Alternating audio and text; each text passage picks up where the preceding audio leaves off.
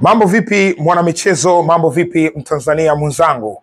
Kwa mara nyingine tena katika jukwaa hili la Mzinga Sports tunakwenda kuangalia mwendelezo wa series ya matukio mbalimbali kuelekea katika mchezo wa kukata tiketi ya nusu fainali au mchezo wa robo fainali wa kombe la shirikisho Afrika kati ya Simba dhidi ya Al Masry katika uwanja wa Benjamin Mkapa. Tumeangalia vya kutosha juu ya mchezo wa kwanza na matukio yaliyotokea, na sasa hivi tunakwenda kuangalia mchezo huu ambao utachezwa katika uwanja huu wa Mkapa, na tayari kuna vitu tulishaviangalia.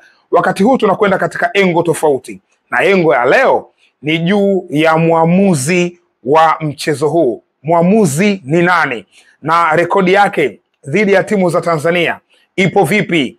Watu wangependa kufahamu, na mimi nimechukua nafasi hii, fursa hii kuja kumwangalia hapa, tumchimbe, tujue mwamuzi huyu kitu gani ambacho amekifanya. So far timu za Tanzania ameshachezesha michezo minne inayohusu timu za Tanzania. Tutakuja kuangalia michezo hiyo ilikuwaje, lakini michezo minne yote ambayo amechezesha huyu bwana kutoka kwenye timu za Tanzania hakuna ushindi hata mmoja, kwa maana ya vichapo pamoja na sare. Hiyo michezo ni ipi? Ilikuwaje? Twende tukamwangalie huyu mwamuzi. Mwamuzi mwenyewe anaitwa Jindo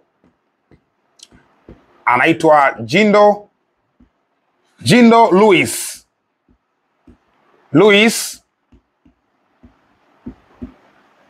Hong Nandande.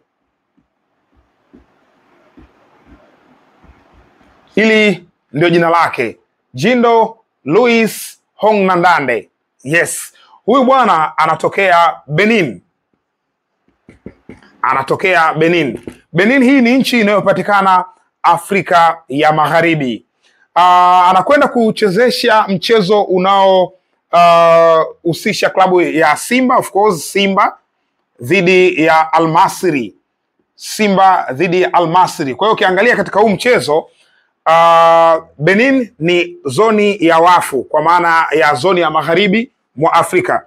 Simba wanatokea zoni ya Sekafa, kwa maana ya Afrika Mashariki na Kati. Al Masry wanatokea zoni ya UNAF, kwa maana ya Afrika ya Kaskazini. Kwa hiyo mwamuzi anatokea magharibi, Afrika Mashariki na Kati na Afrika ya Kaskazini. Sasa mchezo huu inakuwa hivi miongoni mwa sababu ni ubora wa mchezaji. Sometimes mwamuzi anaweza akatokea katika kanda moja na akachezesha huo mchezo. Kwa mfano, ukirejea misimu mitatu almost nyuma, Simba Sports katika uwanja wa Mkapa alicheza dhidi ya Kaizer Chiefs, na ni mechi ilimalizika kwa ushindi kwa Simba, alishinda mabao 3-0.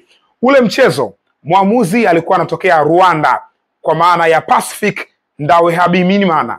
Huyu mwamuzi anatokea Rwanda, na Rwanda ni Sekafa. Kwa hiyo usije ukapata wasiwasi labda mwamuzi hawezi kutokea katika kanda moja. Hapana, mwamuzi anaweza kutokea katika kanda ya timu mojawapo ambayo ipo hapo. Msimu mwingine ulikuwa ni ule ambao Simba waliwaondosha FC Platinums na kuingia katika group stage, FC Platinums ya Zimbabwe. Katika ile mechi mwamuzi alikuwa ni Georges Gato kutoka Burundi. Yes, kwa hiyo nimejaribu tu kushare na nyinyi ili mfahamu. Mchezo mwingine kabla sijasahau, dhidi ya Nkana Red Devils, mwamuzi alitoka Kenya, alikuwa Peter Waweru. Yes, kwa hiyo nadhani tutakuwa tunakumbuka hizo historia. Sasa basi, mwamuzi huyu Louis Hong Nandande, kimsingi mwamuzi huyu mbali ya shughuli yake ya urefari, kazi yake nyingine au kazi yake ya msingi ni custom officer, ofisa wa forodha kwa lugha ya Kiswahili. Ni ofisa wa forodha. Huyu anafanya kazi bandarini. Kwa hiyo kule Benini anafanya kazi katika bandari ya Benini. Usipate mkanganyiko, Benin ni taifa ambalo linapakana na bahari ya Atlantic. Yes, kwa sababu Benini inaungana na Nigeria. Ukitoka Nigeria katikati unaingia Benin, alafu unaingia Togo. Kwa hiyo hii ni Togo, hii ni Benin, hii ni Nigeria. Sasa Benin wana miji yao mikubwa miwili ambayo inapatikana baharini kabisa. Miji hii ni Porto Novo pamoja na Cotonou. Porto Novo na Cotonou, mji mkuu na mji makao makuu ya nchi. Kwa hiyo yeye ndo anafanya kazi katika hii bandari, na ukiangalia kimsingi mataifa mengi makubwa ya Afrika Magharibi, yale majiji yao makubwa yanakaa sambamba na niseme maeneo ya pwani, yanakaa along the coast. Sasa basi huyu mwamuzi, ukiachana na hiyo kazi yake ya msingi kwa maana ya ofisa wa forodha, tukienda katika rekodi yake dhidi ya timu za Tanzania, amechezesha mara ngapi? Mwamuzi huyu tangu kwanza mwamuzi huyu kupata ile nafasi ya kuchezesha mechi nyingi za kimataifa amepata kwenye miaka hii ya 2020 kuja hapa tulipo sasa, ndio muda ambao amekuwa bora na kupata mechi nyingi. Kwa hiyo tangu wakati huo mpaka tunapozungumza hapa amechezesha mechi zinazohusisha timu ya Tanzania mechi 4. Hebu tupunguze hapa, amechezesha mechi 4. Mechi 4. Mechi 4 hizi ni zipi? Mechi mojawapo ilikuwa, sipangi kwa maana chronology kwa kwamba ya kwanza hii, ya pili ni hii, nitazitaja zote. Mechi ambazo amechezesha, ya kwanza ilikuwa Al Ahly dhidi ya Yanga. Huu ulikuwa msimu wa mwaka 2022, ulikuwa msimu wa mwaka 2023-24 wa ligi ya mabingwa Afrika. Mchezo ulimalizika kwa Al Ahly kupata ushindi wa bao 1-0 dhidi ya Yanga. Mchezo huu ulikuwa ni hatua ya makundi na ulichezwa Cairo kule Misri. Kwa hiyo Yanga walipoteza katika hii mechi. Mchezo mwingine ambao unahusisha huyu mwamuzi kwa timu za Tanzania ilikuwa ni US Monastir. US Monastir dhidi ya Yanga tena. Yanga alikubali kichapo cha mabao 2-0 na mechi hii ilichezwa Tunisia.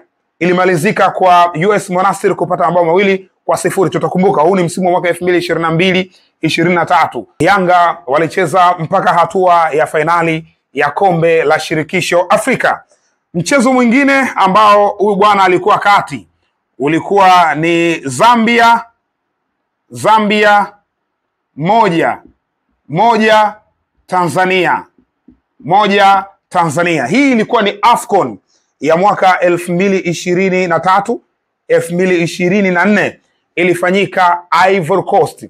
Timu ya taifa ya Tanzania ilitoshana nguvu dhidi ya Zambia katika mchezo wa hatua ya makundi. Tutakumbuka Tanzania ilikuwa kundi moja, Morocco, Tanzania, DR Congo pamoja na Zambia. Sasa mchezo dhidi ya Zambia, huyu bwana ndo alikuwa central referee. Na mchezo mwingine ambao ndo wa mwisho ulikuwa ni Algeria ambayo ilikuwa 0-0 Tanzania. Yes, kwa hiyo Algeria, mchezo wetu tutakumbuka pia ulikuwa ndo wa kufuzu. Hii AFCON ya 23, hii Algeria ilikuwa ndo mechi yetu ya kufuzu. Alikuwa Adel Amrouche, yule kocha wa Algeria. Tulikwenda kucheza kwao katika uwanja wa Annaba, tukatoshana nguvu na ndio ulikuwa mchezo wa mwisho. Kwa hiyo ilikwenda sare kwa maana ya bila kufungana na Tanzania ikafuzu. Kwa hiyo ukiangalia mpaka sasa hivi juu ya timu za Tanzania hakuna mchezo wowote ambao timu ya Tanzania imeshinda kwa maana hizi mechi 4 ambazo zimechezwa kwa maana katika orodha hii. Sasa basi licha ya hayo yote tuliwahi kupata matokeo rafiki kwa maana ya Tanzania. Kwanza ilikuwa ni ya Algeria, hii ilitufanya tufuzu AFCON. Lakini hii ya Tanzania na Zambia haikuwa matokeo mazuri sana kwetu kwa sababu tulifanikiwa kufunga goli la kwanza wakasawazisha. US Monastir na Young Africans hayakuwa matokeo mazuri kwa bendera ya taifa kwa sababu Yanga ilipoteza. Al Ahly na Yanga haikuwa matokeo mazuri kwa bendera ya taifa kwa sababu Yanga ilipoteza. Kwa hiyo hapa ndo matokeo mazuri zaidi kwa huyu mwamuzi Jindo Louis Hongdanande. Sasa huyu ni miongoni mwa waamuzi wa CAF ambao kwa sasa ndo trending, yani wale waamuzi ambao CAF inawaangalia kwa jicho la tatu. Wamewatengeneza kwenye miaka hivi karibuni na sasa hivi ndo wanawategemea kweli kweli. Yupo yule mwamuzi ambaye alichezesha mchezo wa kwanza kule Ismailia, anaitwa Bubu Traore kutoka Mali. Wapo waamuzi wengine, yupo mwamuzi kutoka Somalia ambaye kwa sasa anaonekana kama ndo top referee, anaitwa Abdulkadir Artan. Ni mwamuzi mdogo, hata ukimwangalia kwa umbile lake tu, amezaliwa mwaka 1992, aonekana kwa mdogo. Huyu ni miongoni mwa waamuzi ambao CAF inawaangalia, inawategemea kweli kweli. Kuna generation ya waamuzi imepita wakati huu. Sasa hawa ndo waamuzi ambao wamekuja kupokea vijiti, na wapo wengine ndo wanakaribia kuondoka kwa wakati huu. Generation ambayo imepita na ilifanya bora kwa miaka hivi karibuni ni yakina Jean Sikazwe kutoka Zambia. Mwamuzi mwingine ni Victor Gomez kutoka Afrika Kusini, naye alifanya vizuri kwa wakati wake. Mwamuzi Papa Bakari Gassama kutoka Gambia, huyu baadhi ya vyanzo vinamtaja kama ndo best referee of all time kwa Afrika, Papa Bakari Gassama. Yupo mwamuzi Bamlaki Tesama ambaye huyu bado yupo mpaka leo kutoka Ethiopia, lakini ndo anaonekana anamaliza kwa sababu ya umri umesogea. Yupo Ibrahim Mutaz kutoka Libya, na mwenyewe pia ndo wale waamuzi ambao wanamaliza. Kwa hiyo waamuzi hawa ndo generation inapita, kinapita Waweru ndo generation ambayo inapita kwa wakati huu.